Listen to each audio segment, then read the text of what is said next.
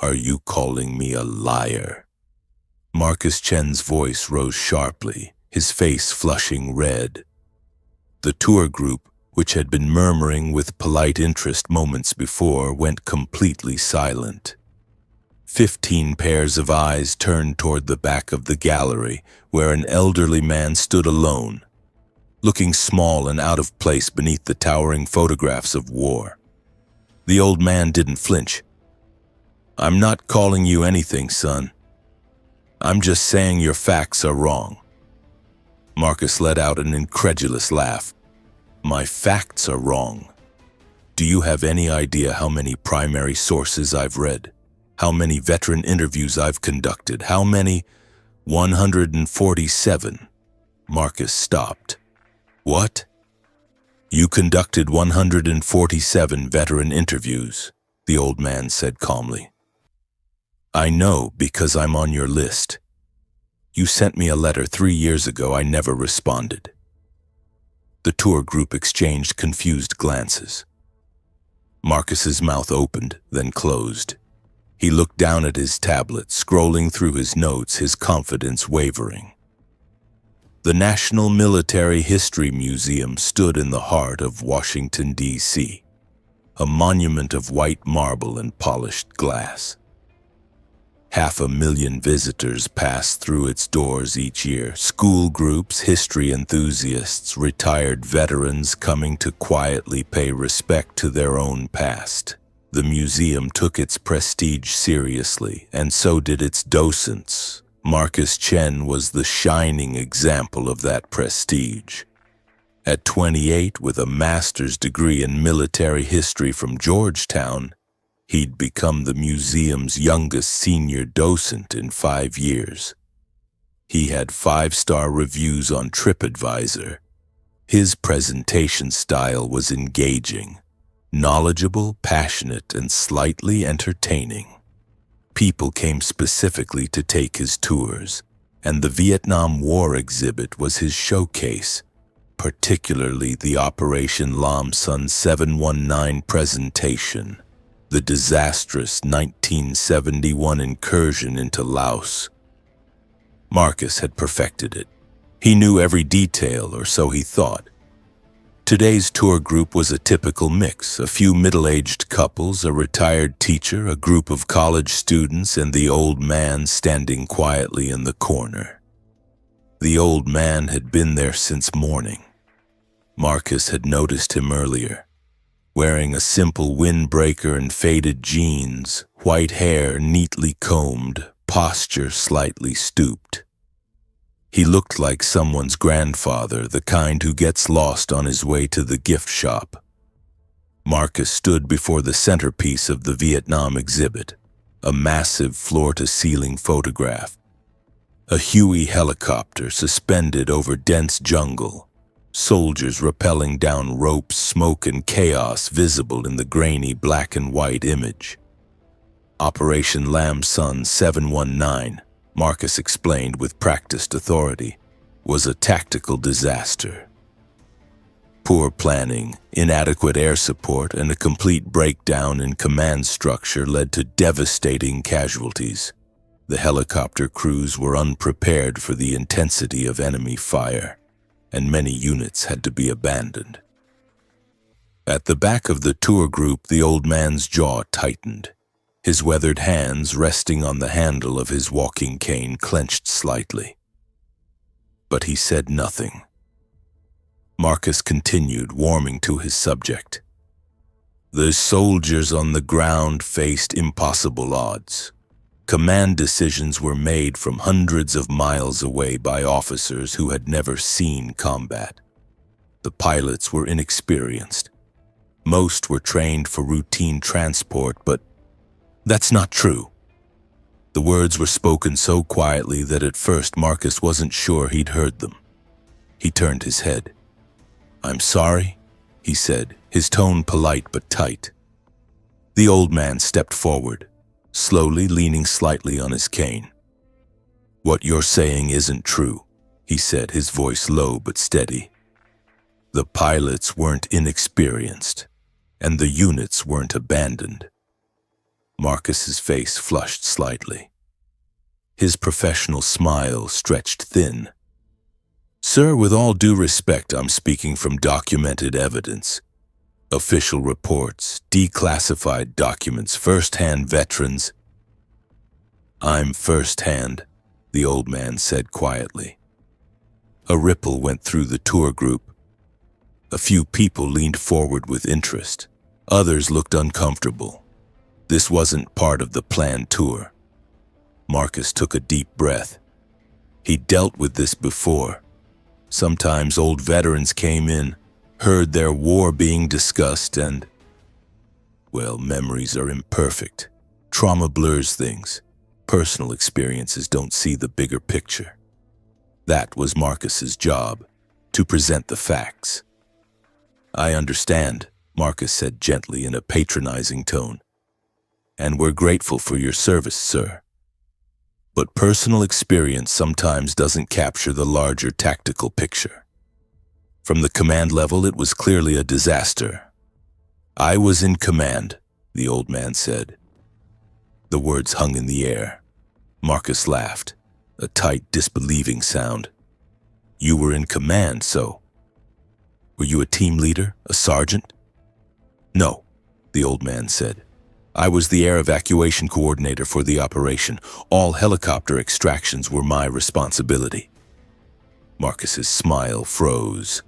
Gasps rippled through the tour group. Sir, Marcus said, his voice now harder, if you were actually there, which I respectfully doubt, then you should remember. I remember, the old man interrupted, every single second. February 20th, 1971, Firebase Delta. One of our helicopters went down. The pilot was Lieutenant Daniel Vasquez. He was 23 years old. Co-pilot was Dave Harmon, 21. 6 soldiers in the back. I coordinated 2 air operations to get them out. The first failed. The second succeeded. We got 6 of the 8 out. The room was absolutely silent. Marcus's face went pale. The old man turned to the photograph. He gestured with his hand. This photograph is from the second extraction. That helicopter was my helicopter. Marcus stumbled backward. He looked at his tablet, fingers frantically scrolling across the screen. No, wait, the official reports are clear. The coordinator, the man who wrote the report. He stopped. He looked at his screen more closely. The old man waited. Colonel William Thorne, Marcus read. He looked up, eyes full of doubt. That's the name on the report. The old man nodded gently. Yes, that's me. You can't prove that, Marcus said, now defensive. You just said a name. William Thorne reached into his jacket's inner pocket. He pulled out an old faded leather wallet. From inside, he extracted a small laminated military ID card and held it out to Marcus. The card was old, corners worn, but the photograph was clear. A young man, dark hair, serious eyes. The ID read, Colonel William J. Thorne, United States Air Force. Marcus took the card. He stared at it, then looked at the old man. The resemblance between young and old was undeniable. I didn't know, Marcus stammered. You didn't need to know, William said calmly. But you assumed. The tour group was now completely silent. A mixture of shame and admiration hung in the air. Marcus's breathing was rapid, his face ashen. William turned back to the photograph. He smiled slightly, sad but warm. I learned that day, he said, raising his voice now, speaking not just to Marcus but to everyone, that a leader's job is to create order from chaos. Our pilots weren't inexperienced. They were the bravest people I knew. Our units weren't abandoned.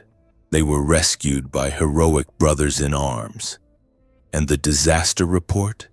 Yes, there were losses, terrible losses. But every man and woman there knew that no one would ever be left behind. Marcus couldn't say anything. He just stood there, tablet in hand, years of confidence evaporating in seconds. Someone from the tour group, a middle-aged man wearing a military shirt, stepped forward. "Sir," he said, his voice respectful, "thank you for your service. And for you, young man," turning to Marcus, "a lesson. History doesn't just live in books. Sometimes it stands right here among us." William nodded gratefully. The museum director, Emily Vasquez, alerted by someone who'd run to the docent office, rushed into the gallery. She saw the scene, the frozen tour group, the ashamed young docent, and the quietly standing old man. Her breath caught. "Colonel Thorne," she said, disbelieving. William turned. "Ms. Vasquez," Emily's eyes welled up, "we've been trying to find you for years. So many veterans want to speak with you. We want to include your story in the museum." William smiled. "I was just visiting. I didn't expect—" "Please," Emily interrupted. "Would you stay? Would you give a presentation? People need to hear the truth." William paused. Then he looked at the photograph, at himself as a young man, at the men he saved, at those he lost. "All right," he said quietly. "I'll stay." The following week, the National Military History Museum held a special event, a live presentation by Colonel William Thorne. Hundreds attended, veterans, families, historians. Marcus Chen was there too, sitting in the front row, now not as an instructor but as a student. William spoke. In detail, honestly, emotionally. He described the fear, the heroism, the losses. He talked about the men he saved. He talked about those he couldn't. He remembered every name. When the presentation ended, there was a standing ovation, tears, embraces. Marcus approached William, laden with shame. "Sir," he said, his voice breaking, "I'm sorry what I did, what I said. It's unforgivable." William looked at him. His eyes weren't hard, just tired and kind. "Everyone makes mistakes, son," he said quietly. "The question is, what did you learn?" Marcus swallowed. "I learned that knowledge can't replace experience, and that the most important history lessons sometimes come not from books, but from the people who lived them." William nodded. "Good. Then your mistake wasn't wasted." There was a long pause. Then William extended his hand. Marcus, trembling, shook it. "Would you like to work with me?" William asked. "Maybe I can help with your future tours. Make sure the information is accurate." Marcus's eyes welled up. "Yes, sir. I'd like that very much." Months passed. Marcus's tours changed. He no longer just memorized facts. He told stories, real stories. William often joined, listening quietly, sometimes correcting, sometimes adding detail. Marcus's TripAdvisor rating went up, but for a different reason this time. People wrote, not just history but humanity, not just information but story. One day after finishing a tour, Marcus stopped William for coffee. They sat together in the museum's cafeteria in the shadow of the Great War Memorial. "Why?" Marcus asked. "Why were you so kind? I'd embarrassed you, I'd diminished your service." William slowly turned his cup. "Because I was once like you," he said. "Young, confident, thought I knew everything. Then I went to war, and I learned I didn't know everything. I only learned how to survive." He paused. "And I learned something else. Anger doesn't fix anything, but kindness can build bridges." Marcus nodded silently. William stood up, leaning on his cane. "Keep going, Marcus. You're doing good work. Just remember, history isn't just about the past. It's about today, and about the people who tell it." Marcus stood up. This time he didn't shake hands. He embraced. "Thank you, sir. he whispered. For everything. William smiled. He turned and walked away slowly through the gallery, watching his own past. Because real history doesn't live in books. It lives in the hearts of the people who lived it. William Thorne's story reminds us, the deepest wisdom doesn't always come from the loudest voices. Sometimes the greatest lessons live in those who stand quietly with humble hearts. Like, subscribe, and share, because every veteran deserves respect. Have you ever underestimated someone only to learn their real story? Share your experience below. We honor silent heroes. We tell forgotten stories. Remember, true wisdom lives quietly